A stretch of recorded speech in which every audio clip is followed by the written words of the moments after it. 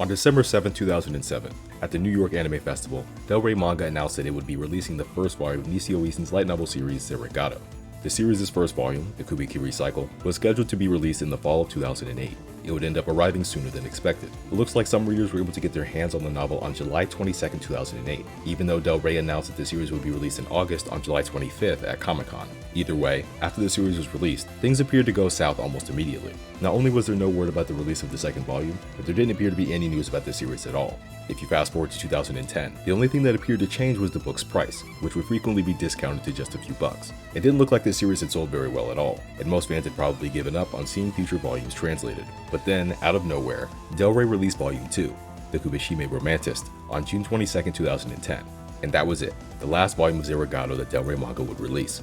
Other than the presumably poor sales numbers, there's a pretty good reason for this. Del Rey Manga ceased to exist. I covered the full history of Del Rey Manga in this video, but long story short, Kodansha wanted to publish their titles in the United States themselves and would no longer be licensing them to other businesses. They could take over any of Del Rey Manga's existing licenses, but they would evaluate each one individually. For those who wanted to see the continuation of Zerigado, this wasn't good news. There was no mention of the series at all for the next few years, and even when they addressed questions about it, the answers they gave were never good.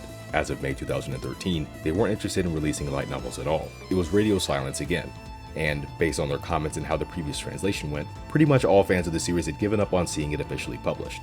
Then, at Anime Weekend Atlanta, on October 2, 2016, Kodansha's Vertical label announced that it would be licensing Zerigado. This announcement came just a few weeks before a new anime adaptation of the series was scheduled to debut. Decapitation Kubikiri Cycle would hit store shelves on January 24, 2017, and the next volume was on the way.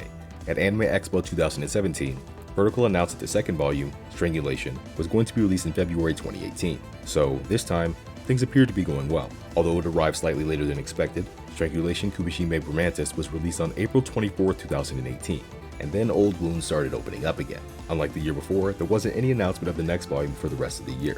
But people weren't panicking. The pattern so far was one volume a year, and there was plenty of time for a new novel to be announced and released, and they didn't have to wait much longer. On March 13, 2019, Vertical announced that the third volume would be released in September, and on September 17, 2019, Suspension Kubitsuri High School, The Nonsense User's Disciple, was released, and that was it.